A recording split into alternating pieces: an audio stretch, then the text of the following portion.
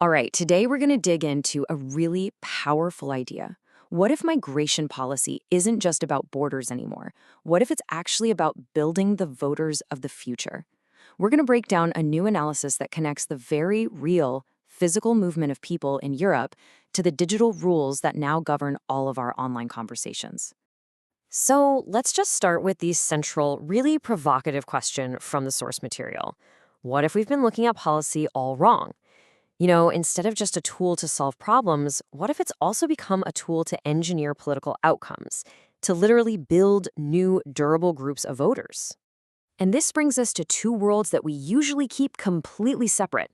On one side, you've got demography, the real world tangible stuff like borders, labor markets, and national identity. And on the other side, you have discourse, that whole digital realm of social media platforms, their rules, and the narratives that spread online. The core argument we're exploring today is that these two worlds have completely collided. You just can't understand one without the other anymore. So why the focus on Europe right now? Well, because the source material argues the continent is sending this incredibly powerful signal, and it's being driven by two massive trends that are converging at the exact same moment. First, let's just try to grasp the sheer scale of the demographic change. We are talking about more than 6 million people in net migration to the EU in a single decade. Now, to put that into perspective, this isn't some small shift. It's a massive transformational event that's fundamentally altering the social and political landscape. Okay, Dee's timeline is where the whole argument really clicks into place. Just look at the sequence here. From 2015 to 2025, you get this huge migration surge that really starts to reshape national politics. Then, bam, right in the middle of that, in 2023, the EU brings in the Digital Services Act, a whole new rulebook for online speech. And what happens almost immediately after? In 2024, populist, sovereignty-first parties see major gains. The source argues this timing is absolutely not a coincidence. These events are deeply, deeply connected. So, how exactly do we connect these dots? Well, the source offers a pretty neat framework, 4 different lenses, it calls them, to help us understand how these powerful trends are all woven together in this new reality. So let's start with the power lens. The argument here is that migration policy is about way, way more than just jobs or economics. At its core, it fundamentally shapes the long-term voter base, and that directly impacts which political alliances can actually survive for years to come. And this quote just gets right to the heart of it. We're not just talking about one election cycle. No, the decisions made today about who enters a country can determine which political coalitions can survive or completely fail for decades. That's what the source means by coalition durability. It's all about long-term political survival. Okay, let's move on to the rules lens, and you'll see how this all starts to build. This is where online speech comes roaring in. With new regulations like the DSA, there are now formal rules deciding which ideas and narratives about migration can be talked about freely online and which ones get regulated or even penalized. So just stop and think about what this means.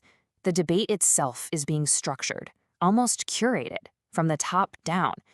The online spaces where we all argue and discuss these massive issues are now legally required to be referees, essentially deciding which viewpoints are acceptable. This actively shapes the entire public conversation around an incredibly sensitive topic. And this brings us to a really critical consequence, the acceptance lens. If you're shaping the voter base through migration, and then you're controlling the public debate about it, what do you think happens to public trust? Well, when people feel that official policy is moving in one direction, while public opinion is in another, that trust just starts to evaporate. And that creates a huge opening for anti-system movements.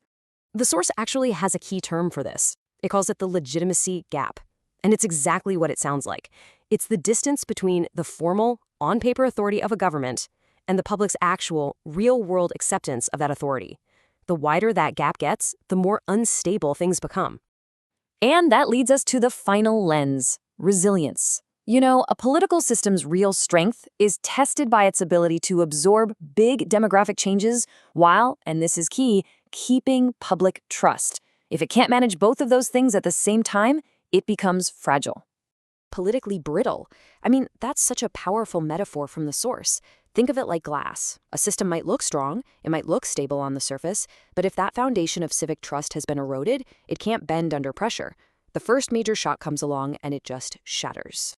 So when you put all four of those lenses together, power, rules, acceptance, and resilience, you arrive at the source's central metaphor, this idea of seeing policy as a system for building coalitions. This is what it calls the new electoral infrastructure. And this quote right here, it lays out the whole thesis. Think about infrastructure, like roads or the power grid. It's the underlying system that determines how everything else functions. Well, the source argues that migration policy now works in the exact same way. It creates the very foundation for who holds power. And that's why this clash between demography and discourse is now a central factor in whether Europe stays stable or not. So how does this infrastructure actually work? Let's break it down into 3 simple steps. Step 1 is the input. Demographic change comes in and alters the potential voter base. Step 2 is the channel. New speech regulations are used to shape the public debate about that change. And step 3 is the output. Out of that process, new and more durable voter coalitions emerge. Okay, so if this framework is correct, then what happens next? Well, the analysis doesn't just diagnose the problem. It actually gives us a roadmap of what to watch for, including specific dates and some pretty major financial implications. Here are the key things to keep an eye on. June 2026 is going to be huge because that's when we'll see the first big reviews of the EU's new migration rules. Then, the national elections in the heavyweights, Germany and France, will be the first real test of these new political coalitions.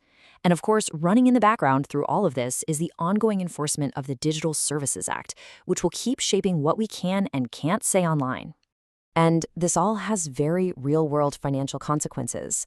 Look at the opportunities. Expect a ton of money to keep flowing into things like border tech, biometric ID systems, and AI content moderation.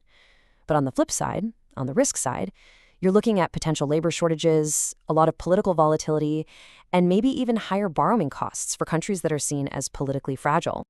And that really leaves us with the final, crucial question that this whole analysis poses. As Europe tries to navigate this new reality, what is the true source of stability? Is it controlling the conversation through suppression, or is it earning public trust through genuine legitimacy? The answer to that question is going to define the continent's future.